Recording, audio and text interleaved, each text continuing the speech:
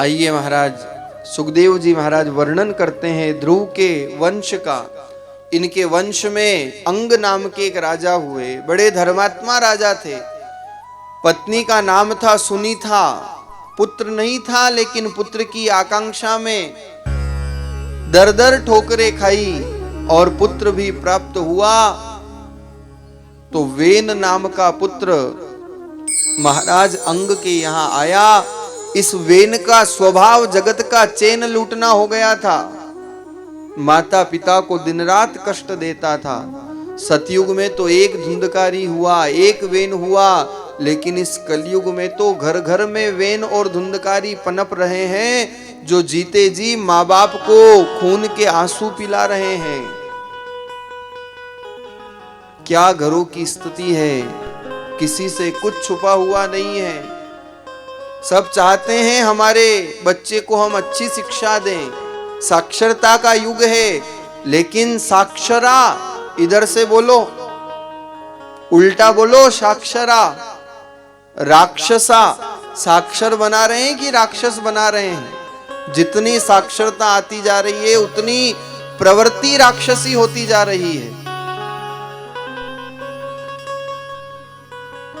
इसलिए संपत्ति दे पाओ या न दे पाओ अपने आने वाली पीढ़ी को, क्योंकि अगर केवल संपत्ति देकर के जाओगे तो वो संपत्ति की विल बनेगी और उस विल के पीछे सब लड़ेंगे झगड़ेंगे। लेकिन अगर संपत्ति के साथ साथ संस्कार देकर के गए तो तुम्हारी भी गुडविल बनेगी और उसकी भी गुडविल बनेगी।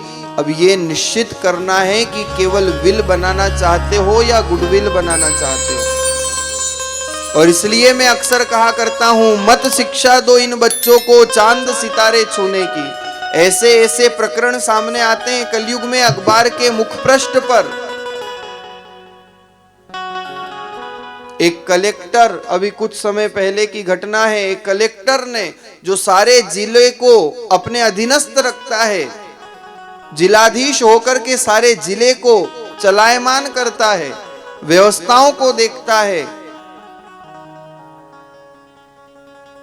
उच्च शिक्षा को प्राप्त एक ऐसा व्यक्ति, कुछ समय पहले आप लोगों ने भी पढ़ा हो, अपनी मां के साथ ऐसा बुरा बर्ताव करता है, छत पे ले जा करके मां को छत से धक्का दे देता है। मां का प्राणांत हो गया।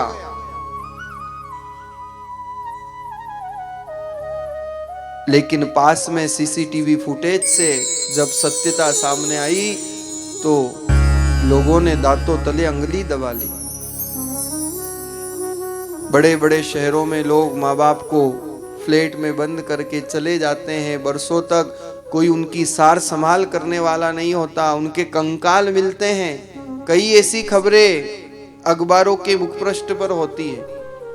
और इन अवस्थाओं को देख करके यही मन में विचार आता है कि मत शिक्षा दो इन बच्चों को चांद सितारे छूने की, क्योंकि चांद सितारे छूने वाले एक दिन छोड़ करके चले जाएंगे।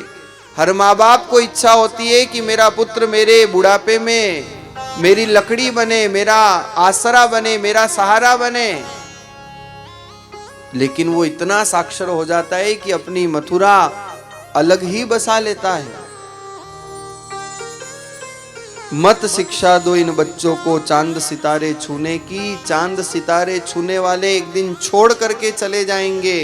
अरे इन बच्चों को शिक्षा दो चरण छूने की, क्योंकि जो चरण छुएंगे वही रिश्ता निभा पाएंगे, वही जीवन में रिश्ता निभा पाएंगे। हम संस्कार देंगे तो वो रिश्ता सदैव बना रहेगा। क्या मानस में गोस्वामी जी महाराज लिखते हैं, प्रातः काल उठ के रघुनाथा माता पिता को प्रणाम करते हैं। साक्षात परमात्मा गुरु पितु मात प्राण समझा के, चार पदार्थ करतलता के। प्राणों से भी प्रिय जिनको गुरु माता पिता होते हैं।